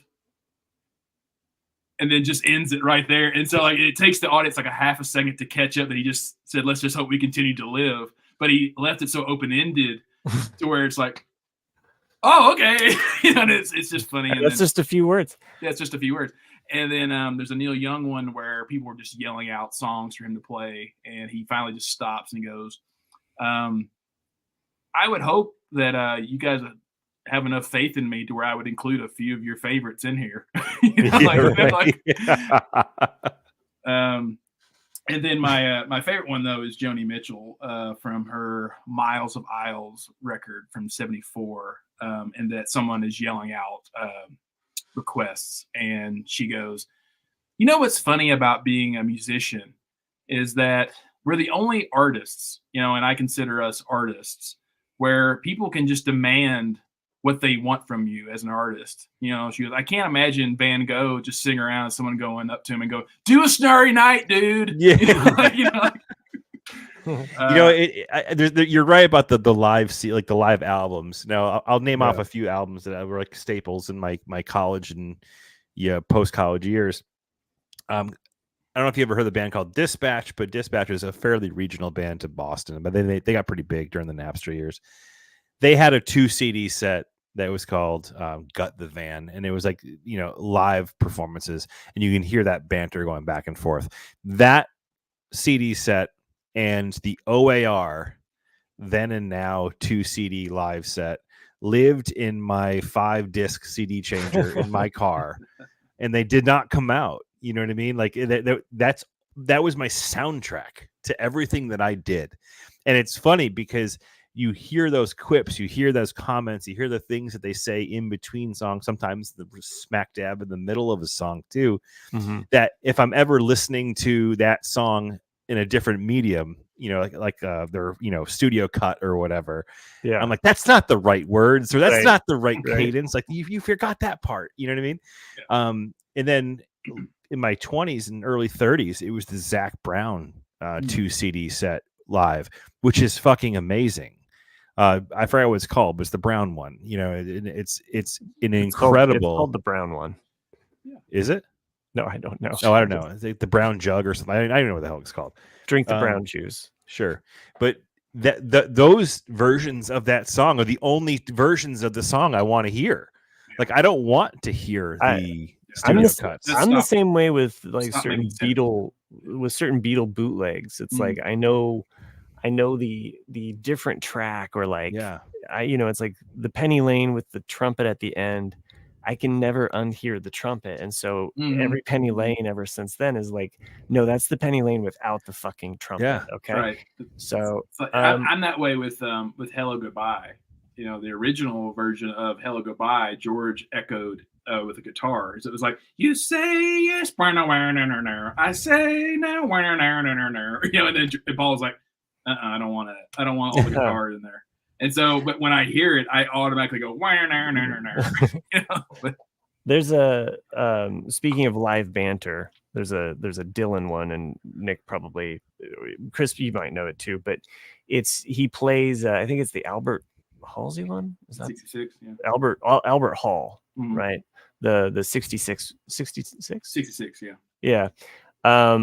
When he goes electric. Yeah. And there's somebody in the audience says, Judas, yeah. And there's this really great moment. Yeah. You're a liar. And then he turns back. So Dylan responds like, I don't believe you. You're a liar, and he just is like talking back to this person. And you hear him just kind of like turn back. It's like you can hear it in just the audio that he's speaking to the band at this point. He's not talking in the mic because he says, play it fucking loud. And then they just go into like a Rolling Stone. And it's just so fucking cool. There's a lot of comment. Yeah. Cause you hear like the, you hear it in his voice. You hear it in the voice in that. It's like he's just yelling at that guy. He's like all of his hate. It's like, let the hatred flow. And not to sound all fucking cliche and cheesy, but this is why fucking live performance music is the absolute best, bar none. Like you're never gonna get anything like it if the band is good enough, right? It's like, I mean, you're getting that raw emotion that the band is feeding off of the crowd. Yeah, they're gonna play things differently based upon the vibe of the show. You know what I mean? And then when you have like these songwriters that are really like into, most of them are right into like how their performances are gonna land. Like seeing when they put that like blood, sweat, and tears into building the perfect set list. You know what I mean? Like there's something about that, right? And then because they're fucking telling an entire story over the span of 2.5 hours, 3 hours through their music. And damn well that they're building out those set lists like it's like they're telling a story. And I have friends like who have gone to see, like, I keep bringing Dave Matthews up as an example, but they have so many fucking songs, right? And they play all these concerts, 200 days out of the year, whatever fucking crazy it is, still 40 years or 30 years later. Like they come up with like fucking banger set lists every night that tell a different story with all of their music. You know what I mean? I mean, I've seen John Mayer probably about almost a half a dozen times at this point. And I saw him on his solo tour twice, and he actually gets into it. And he's like talking to the crowd about why he built the set list in the way that he did. And I'm sitting there being like, man, this guy's a fucking genius. You know what I mean? And like just watching him do his thing when people don't give him enough credit. Like the guy's a musical genius. like he's tapped, right? But when you're there and you're part of that, like you're a big fan of it too. It helps, right? But being a part of that experience is why I have such an addiction to seeing concerts live. And this year is not unlike the others. I got plenty of trips booked. This year I'm going out to the Gorge again. Mhm. Like one of my favorite bands is actually opening up for Dave Matthews at the fucking Gorge randomly. Wow. Which is like it's blowing my mind. I'm going to see Metallica this year for the first time, which I'm totally stoked for. And That's just Unforgiven. I'm taking my daughter to see Niall Horan this year. So we've already got like the calendars already plugged up with all these concert dates, which I love it, man. That's my drug. Live music is my drug. Oh yeah, same. I mean, but I can only do live music if I'm on drugs. I mean, that helps too, right? Yeah, for sure.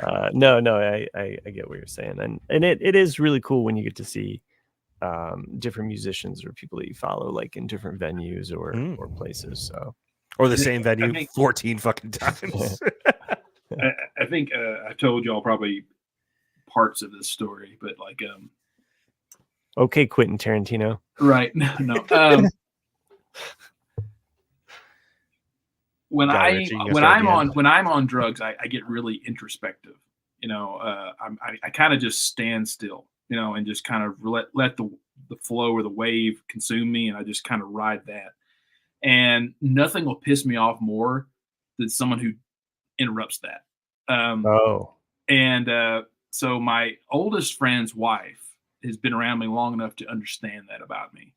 And we, before COVID,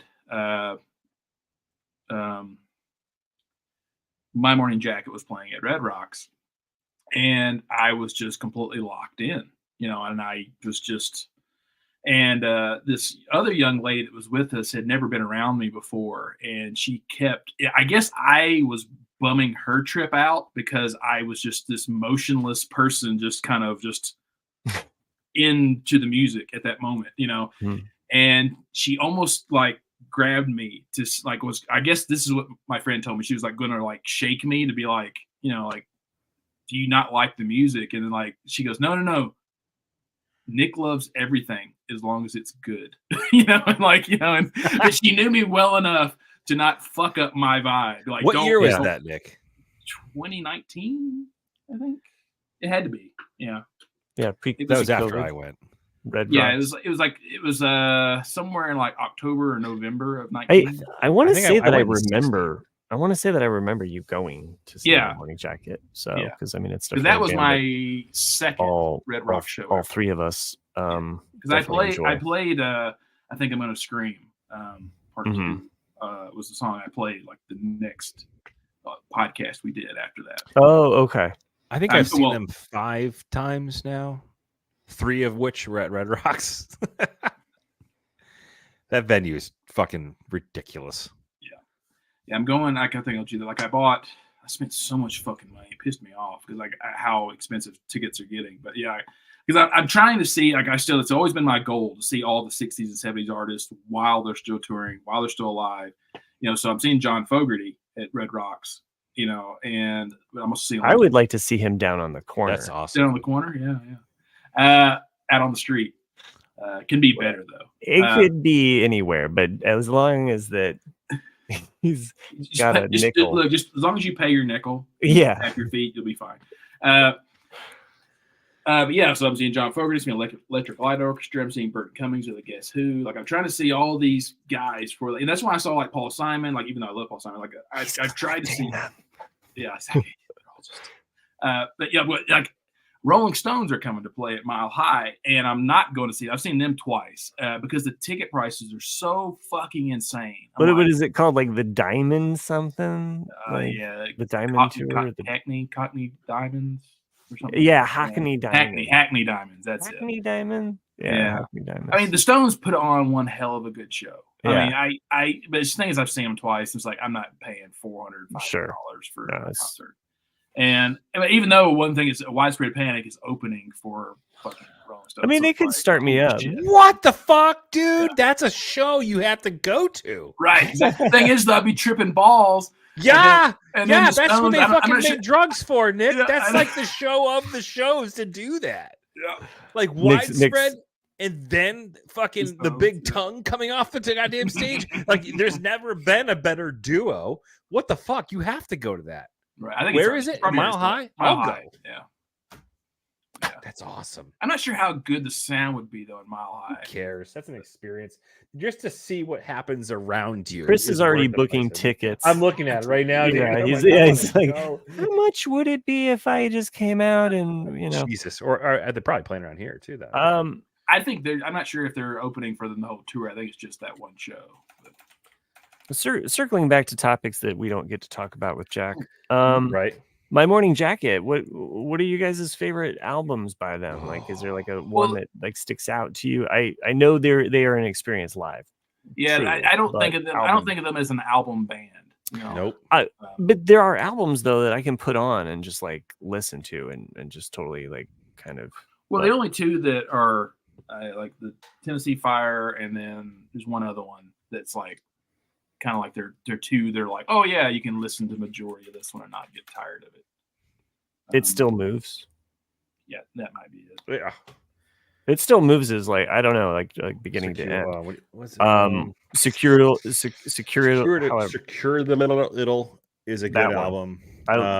when that Secure album came out, it was a good follow up from. I think that was their follow up from Z, which really I think kind of broke them through to another level when that Z album came out. So.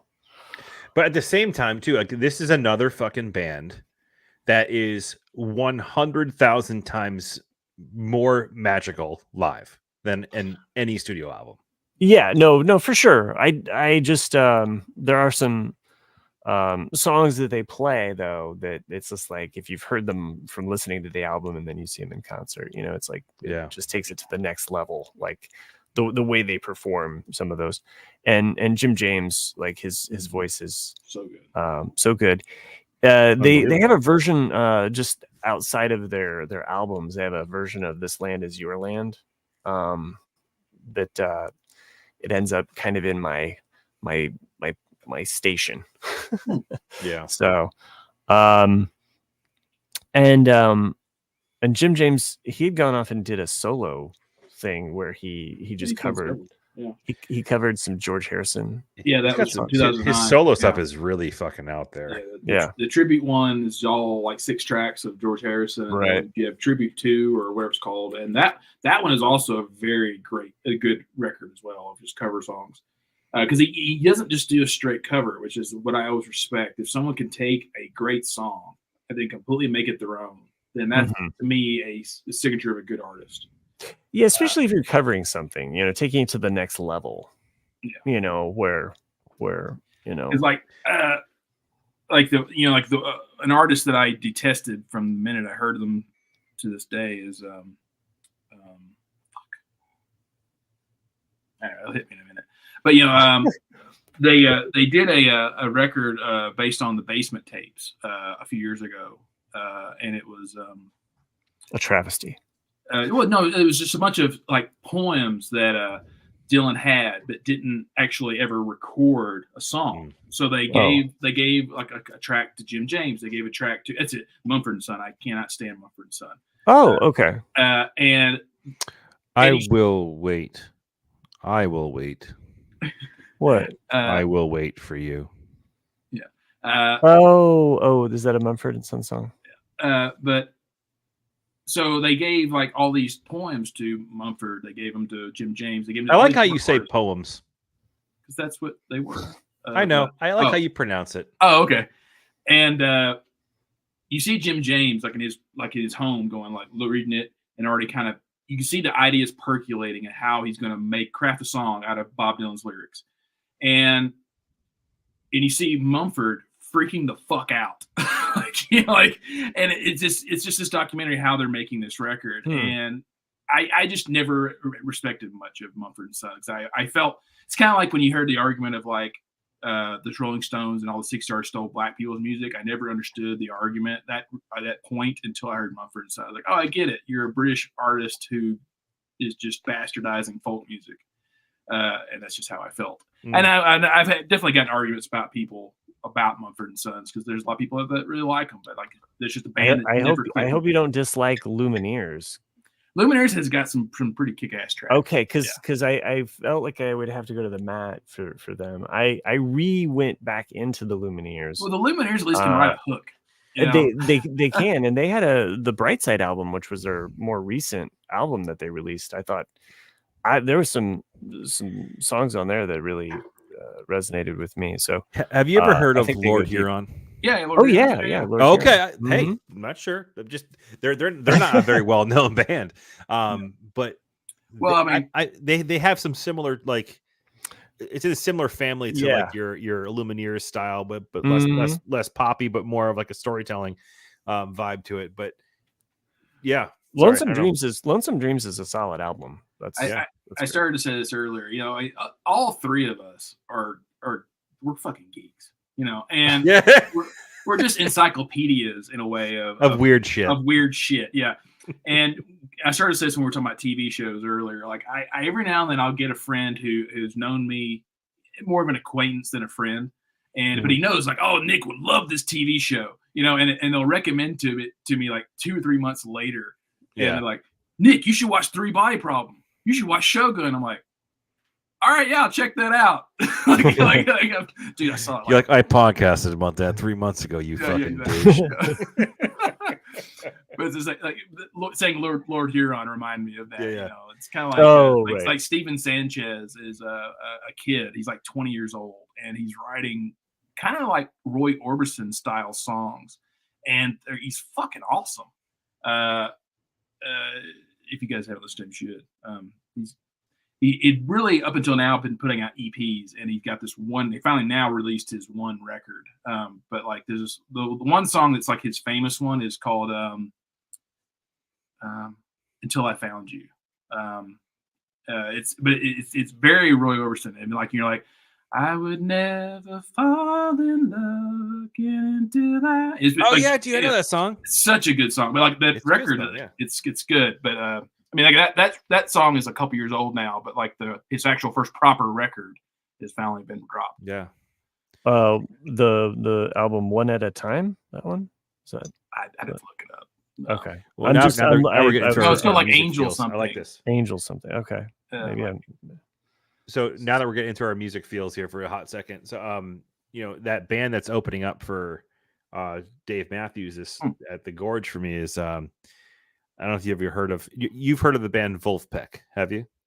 Yeah, I have. Wolfpack. Wolfpack. Yeah. If you haven't listened to them, they're amazing. They're not German at all. They're from the University of Michigan, which is hysterical. So they just decided to say it like unbelievable band. Check them out. They're so much fun. You've heard What some style? of their music. What genre? It's like funk meets rockish meets R&B. It's fucking weird, but it's just amazing. But the punchline to all this is Corey Wong is like was their guitarist, and when they're on hiatus, he goes off and does his own thing, and I am fucking obsessed with Corey Wong and his band. Like you guys would love Corey Wong's music. Absolutely incredible. He's an incredible guitarist. Is he from Wolfpack? Is that it? He played in Wolfpack as well. Okay. Yeah. His band's opening up for Dave Matthews, right? And it's like one of those things where like my buddy who is a huge Dave Matthews fan, like is kind of a stalker of Corey Wong at this point of his life. So when they started talking and referencing each other on social media, he's sitting there, he's like, oh, no way. This is not going to happen. Right. And like Corey Wong was like on a podcast. He has an incredible music podcast you should listen to if you're looking for a show to listen to. He starts jamming out to some Dave Matthews on his show, and my buddy Jeff like fucking loses his shit and sends me a recording of the podcast. Like, you have to hear this, blah, blah, blah. And then I fucking scooped him about who's opening up for Dave Matthews at the Gorge, and he fucking lost it. Like this is like a moment for him. Like he appreciates that relationship with music probably 100x what I feel like, and I'm pretty fucking excited about it, right? So he's gonna absolutely lose his shit, in the most amazing place to lose your shit, which is the Gorge. I started to say this earlier too. You're talking about like we were talking about live shows, and live recorded live shows. Is there was a very brief period, and I wish it would have caught on, and I wish you still could do this. Some artists do sell their live shows, like every live show. But I remember going to see Mo in 2003, Yeah. and they were one of those people that did the instant live thing. And so when you walked into the show, someone would be there. Like as soon as you got your ticket stamped or ripped or whatever, they would say, "Hey, do you want to buy the concert? Do you want to buy the show tonight?" And you're like, "Yeah, sure." And so they would record. They would just basically from the motherboard just burn hundreds of CDs of the live show. And as soon as you walked out, if you had your ticket that you purchased the show, you just give it to them and they would give you the CD of the show you just watched. Awesome. And they did that from like 2003 to like 2005 or 6. And like I know the Allman Brothers did that, Mo did that. There's several artists that did that. And I love that idea of like, how many times would you love to see or hear the show that you went to? And it just never caught on, or maybe just because when the iPod and all that really got popular, it killed the CD market. I wish that I could have that, because I mean, you see a performance and it's like you almost immediately make a playlist of all of those songs, but it's not the same. But you know what? The Like same performance, but Nugs.net does that a lot. Yeah, Nugs does that. Yeah. Same as like Widespread Panic does that a lot too. Like there's like Fish. There's a lot of jam bands will still do that. Sure. But as in just any other artist. Like I mean, think about it. It could be Billy Joel. It could be anybody. Like, hey, like, do you want the show that you just saw tonight? Like, yeah, sure. Because I would love to go back and listen to. Oh, man, I think about like all the great bands I've really come to love. I've learned about through their live recordings. By the way, I didn't type this, so I think Jack typed this. Yeah, he sure did. Oh, okay. I wondered. Yeah, like I started saying as well, like earlier, like my college live CD. There's a couple I always listen to, of course, the Allman Brothers live at Fillmore East, and but the main one we listened to a lot was Talking Heads. Stop Making Sense. Oh yeah. I love that live album. Just about, it's definitely my top 3, even though it's never recognized as a great live album. Oh no, it's like a lot of people.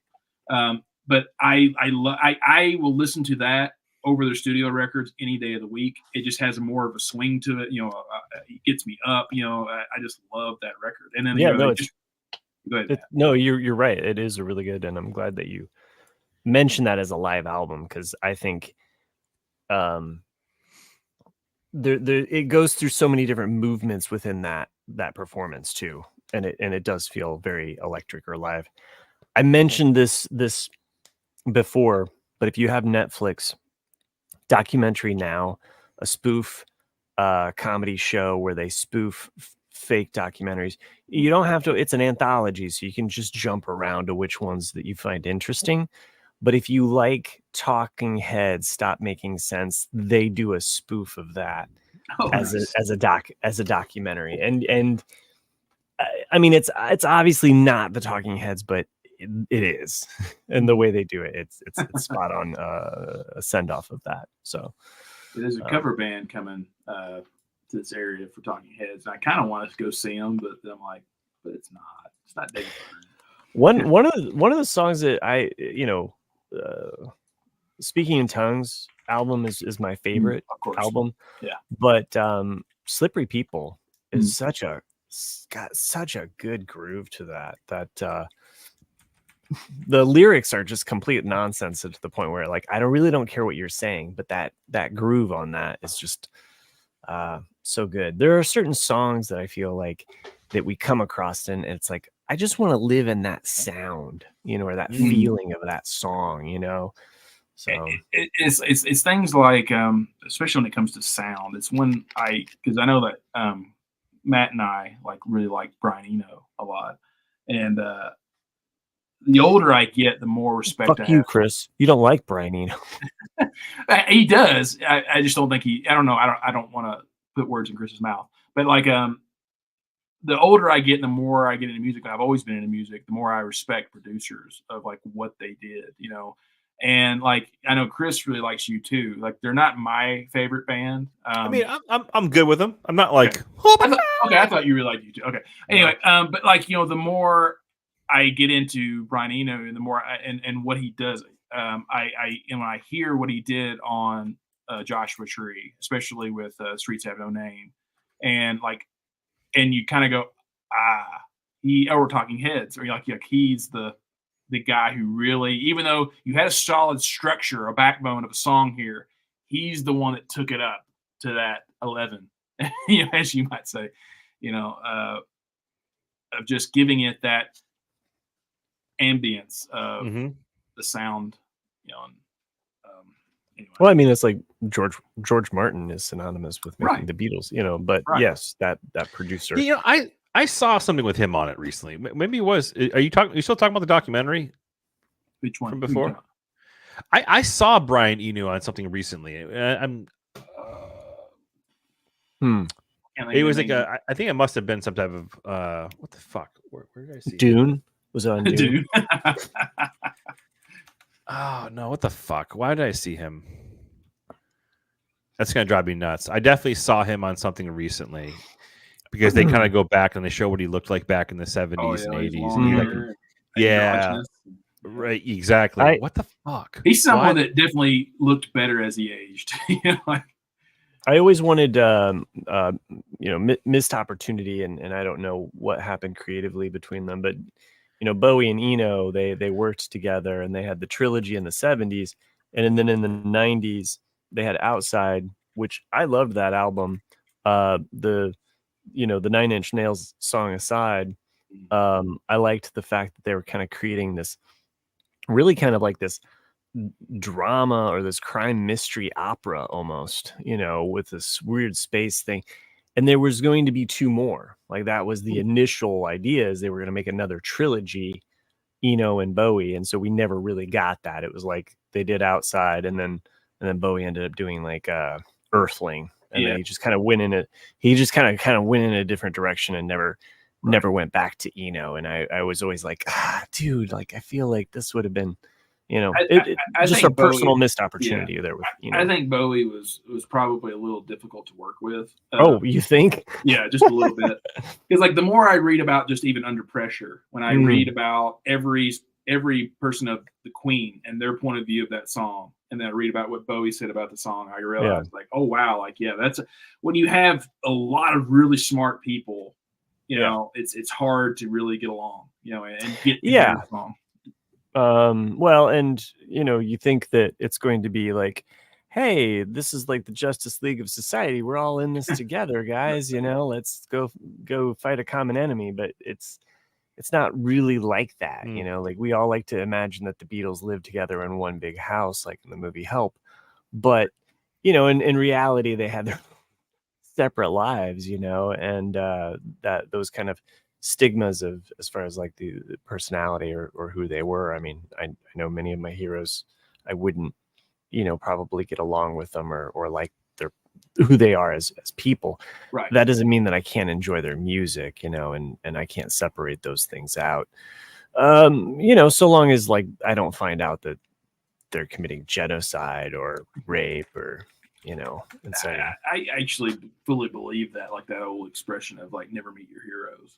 You know? Right. I 100% agree with that because you kind of built them up in your head in a way, and when you meet them, you realize they're human, you know, and their opinions might be different than your opinions, or what you think of this song or this film or whatnot. Right. And then like, no, I just did that because of blah blah blah. You know. Oh yeah, no, totally. Like the creative direction. I was even when I was listening to the podcast on Shogun, like one of the actors that plays Blackthorn, he was just like, well, I took it as this way, and I'm like, really, you're not going to talk about this moment, because I feel like this moment your character changed. But to him it was just like, no, it's not until this moment that this character changes. And I'm like, Okay, well, I guess we can have our difference of opinion on that. Right. Because that's the great thing about art is that it's put out there, and the audience, just like in a live performance, the audience is the person that's filling in the gaps, all of the cracks, all of the,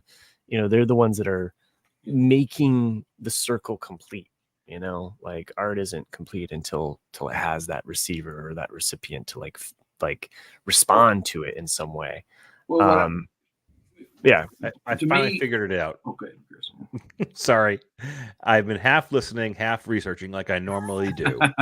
Right. And it's been driving me nuts. But it was the reason.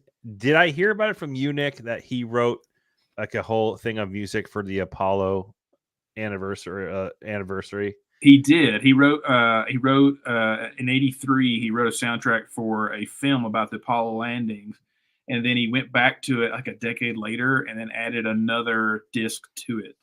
Yeah, It's actually quite a good record if you want just the ambience of, 'cause that's where I was made the connection from. Did I learn about that from you, or did we learn that separately from you this probably conversation? separately. I don't think I ever brought it up before.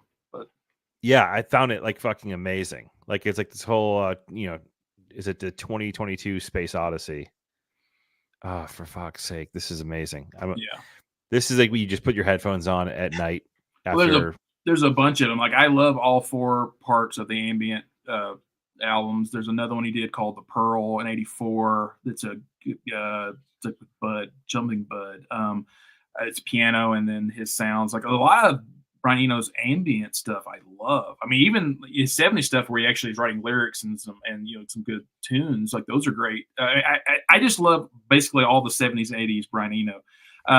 The '90s and on, it's got its moments. Sometimes it gets a little out there for me personally, but yeah, like he's not for everybody. There's a lot of artists that are that way though. Like I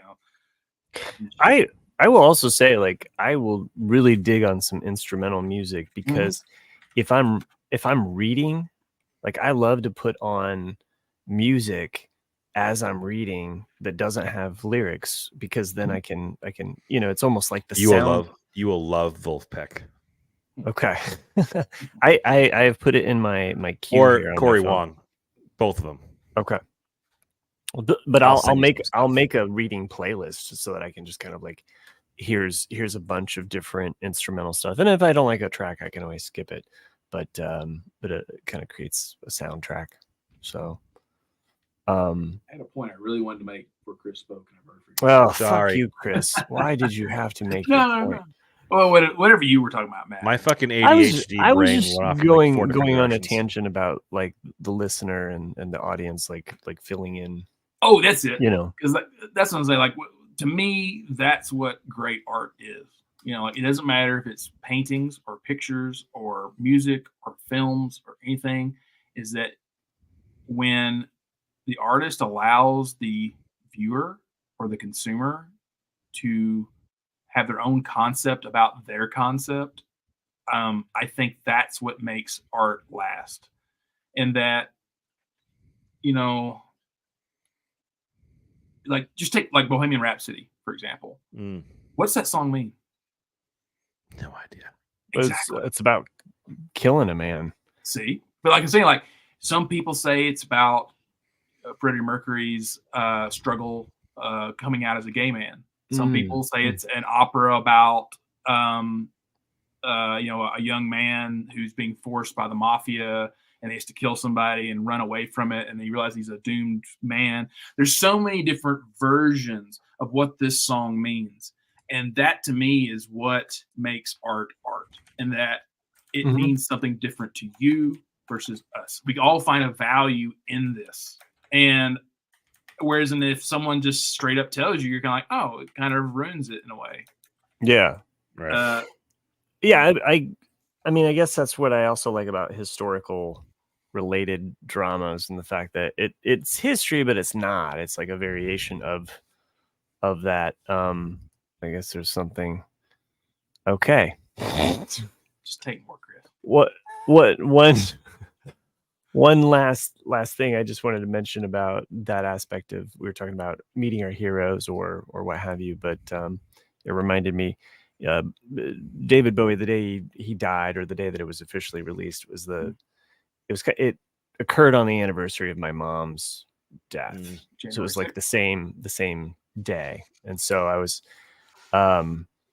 so it hit me kind of in a weird way where like, and I've listened to a lot of his music. It's just been, it's usually studio music. I listen to his music probably more when I paint or when I make art than probably the Beatles, honestly. Like it's just, it's kind of, inspiring, or it gets you up and going anyway.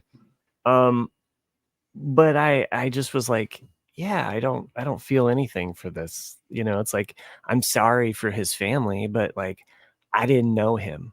He brought me joy in his music, but wait, you didn't enjoy Black Star? Is that what you're saying?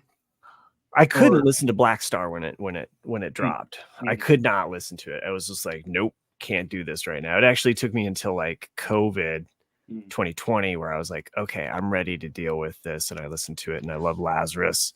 I love Black Star. But I guess my point being is that we all, like, we hear about our, people that we know and celebrities or what have you, but they're not really people that we know. Right. And when they die, it's like, sure, that's sad for them, but we truly don't know them. No. And the people that we're closer to, oftentimes kind of go. I'm of the opinion that we never really know anybody. Oh wow, we're going there. Yeah. I mean, that's just like, I just want to go to sleep, guys. Yeah. But I'm also we're gonna let Chris ride that existential wave. We do have to take another commercial break because this episode's gone long. Yeah. Yeah, because I mean, that's what sometimes, I don't know, maybe that's just me because I can be bitter at times. There's when people come up to you and they're like, oh well, I know you, Matt, and you kind of part of me wants to go, fuck you. You don't know me. Well, you know this part of me. I'm not saying that I'll say that even if you do know me. Yeah, exactly. Yeah. I mean, to the defense of a listener that I may have snapped back at, right. People tune in and they listen to us all the time, and for many people that are listening to us talk now, it's like we're in a room having a conversation with you, and you're like, oh, I know these people. I feel comfortable enough with them. I feel that I can treat them like shit. But sometimes you don't know us, right. Like we're our own. Chris is giving me a certain like, No, well, here's what I think about that. So yeah. People who think that they know it depends on how much of a relationship you have with that person, and because we constantly grow as human beings, we're constantly learning, we're constantly changing. And so just because I was friends with someone 5 years ago, I'm not the same person I was 5 years ago. Right. However, sure. Like us three, we talk to each other at least once a week. And so we constantly teach and learn from each other. So we are constantly growing as a podcast group together. Yeah. No, so in a way, yes, we know each other because we're current in our growth. Yeah. But if you're not keeping up in that relationship, when someone says, oh, well, I know you, it's like, you knew me 5 years ago. You don't know me now. True. And so that's kind of what I mean, is that you never really know a person because we're constantly evolving. Not to get totally deep. No. And I'm no, Nick, that was just deep enough. And I am by no means like trying to put the listener or listeners down by saying that you don't know us, you don't fucking know, because they do, and we do appreciate you listening. It's not, the show isn't created in a complete vacuum, but truly though, it is odd how much we do know each other with the amount of time that we spend weekly tuning in and getting caught up. And anyway, on that note, we end up liking the same shit too, which is really weird too. And not knowing that we like the same shit on something. It's kind of like we're almost like the male version of the cycle. When you get a bunch of hens in the house, and all of a sudden their cycles line up because that's just how it works. That's kind of what we do as dudes. Well, Kinda like I what we said, do like as dudes, yeah. I think everyone yearns for something that's good, you know, Sure. and that's what I'm saying is like, so if I find something that's like, dude, this is fucking good, I'm gonna let you know about it. I'm gonna let you know about it. Yep. And you know, and if something sucks, guess what? I'm gonna let you I'm know. gonna fucking tell you about it. And you know, Oh, Nick's gonna tell you. I'm gonna tell you, even if you don't want to know. No, we talked about a lot of different things tonight, and hopefully the listeners. But like, when was the last time any of us brought up some show that we were watching, and one of us was like, "No, dude, that fucking show sucks." Like, well, you guys went on a hate binge for Manifest, That's yeah, true. but we hate loved it. and Yeah. I was like looking at you two, like I can't. That was Anakin, really you're weird. going to a place I can't It was a go. dark period. But for what it's worth, we both felt the same about it. We Yeah. did.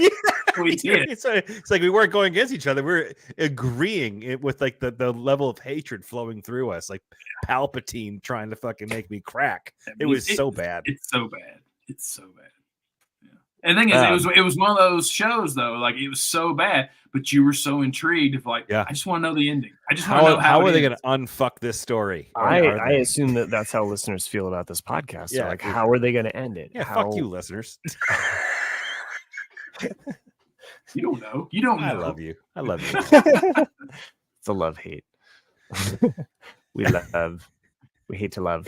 And we love to hate. We've been doing this for 8 years. 8 years. Have we? fucking years. 8 years? Yeah. Jeez. 2016 until when us three started. I mean, I might have some like underwear that's older than this, but not by much. God. I don't have any underwear that old. I don't know why that came to my mind. I was gonna say like I have. Second they t-shirts start getting holes, man, they go. Yeah. I had that happen just the other day. I was like, where did this rip come from? All of a sudden Yep. my ass She is gone. gone. See you later, draws. Yeah, it gave it up just like that. Sorry. Side topic. When Go I- ahead. When I bought the house, I have a closet, but I don't have like any shelves or dresser drawer or anything. But I finally bought a dresser drawer a month ago or so, and I was last weekend or maybe the weekend before I had just them in piles in the closet. Like, oh, here's my khakis, here's jeans, here's blah blah blah. And so I was like, all right, I'm gonna start putting stuff in the dressers now. Like, so I had to put on every pair of pants before I was like, all right. And Jesus Christ, 10% of them fit. oh God, yes. I was just like, you fat motherfucker. You're like, you're fat when like the legs just start squeezing before you can get it. You don't even at your waist yet. And you're like, when did I wear these? When could I ever fit into these pants?